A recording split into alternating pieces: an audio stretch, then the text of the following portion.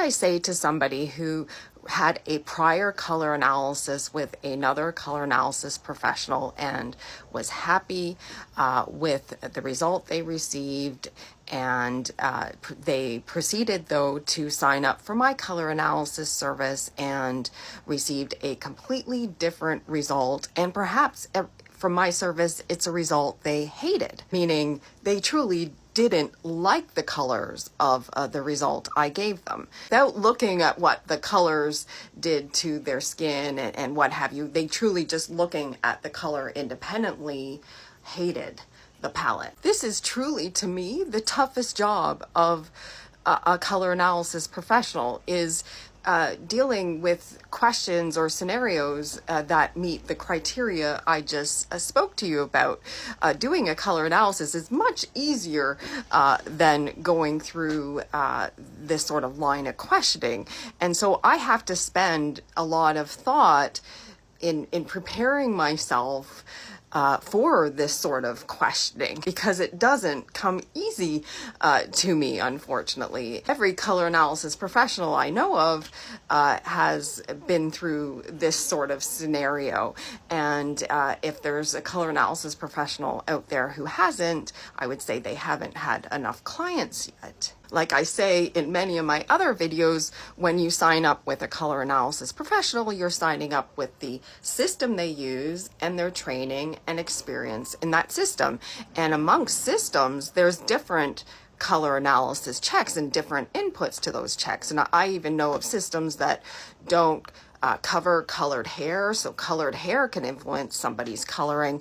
I even know of systems that incorporate your likes and dislikes and how you've decorated your home into the inputs into a color analysis. So, you know, different inputs and different checks could spew out different results, and there's different training and experience as well. How I respond to that line of questioning I covered at the beginning of the video is typically I try to just ask questions back to the client. So for instance, you were happy with the system and training and experience of the professional you went to and tried out the colors and were happy. Why did you sign up for my color analysis service? That would be the first question. And then that might lead to the answer, well, I signed up to see if you would say the same thing. Maybe I'd say something like, if you trusted that other color analysis service, why would it matter what I said? And if you've tried out the other colors and were happy with them, why would it matter? Perhaps that other color analysis process used a different system, and there's definitely different training and experience levels out there. So it's quite possible when you sign up with a different color analysis service, you would receive a different result. I will always say wear what you love. And so certainly if you've received a color analysis result that you've experimented with and are happy with, I would just stop there. Why get another color analysis? I'll also say the reverse though. If you really want to be a palette and you keep getting a color analysis palette result from professionals that you don't like, meaning you have strong likes and dislikes for the colors independently, I wouldn't be color analyzed. I literally would just be the palette you want to be. I say that with all love and due respect. Color analysis checks are different from your likes, dislikes. It's literally looking at what's going on with your skin, eyes, jawline, and sometimes those are in conflict with your independent likes and dislikes of colors. Let's move on to the second aspect of that scenario is, but I really hate the colors you've given me. I probably would show a couple pictures. Here's a before picture of somebody who thought they were in the summer color analysis palette family. What if this person resisted her color analysis result of warm spring?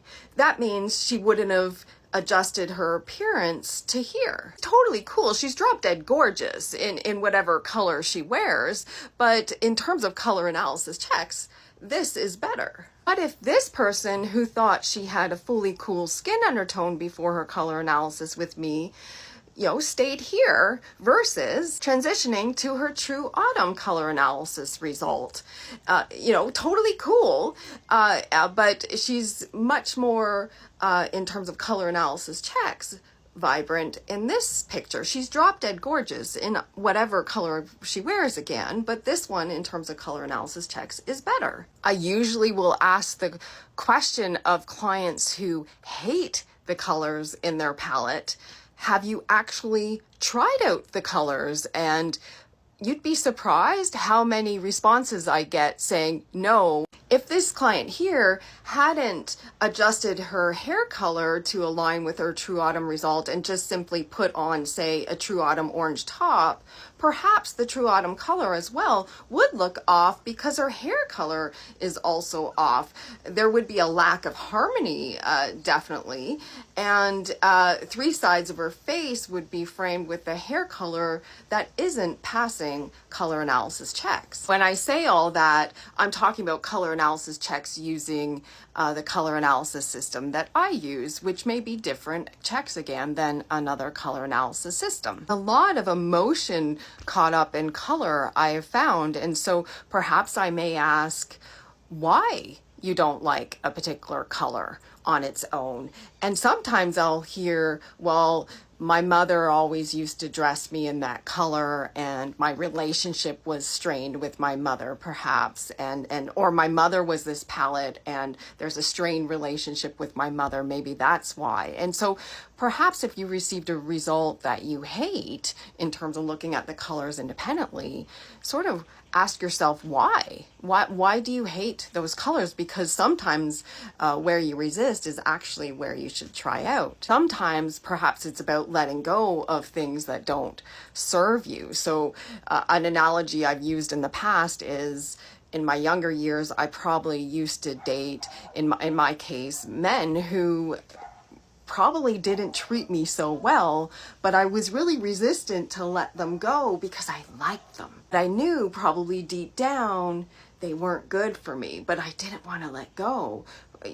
Perhaps there's a little bit of that going on here with colors that don't serve you in your closet, or colors that you may like or hate. By no means a psychologist on, determining emotions and how they may relate to color and impact lives and what have you. I'm just simply giving my personal thoughts on some of the things that go through my mind and some of the questions I may ask somebody going through this scenario. But as a color analysis professional, and if you're an aspiring color analysis professional, you do have to sort of prepare for clients who have perhaps a bit of emotional reactions to results, and in in-person color analysis that can be quite difficult because sometimes you're dealing with it instantly on the spot, and sometimes there might be tears. Color is energy, and so are you.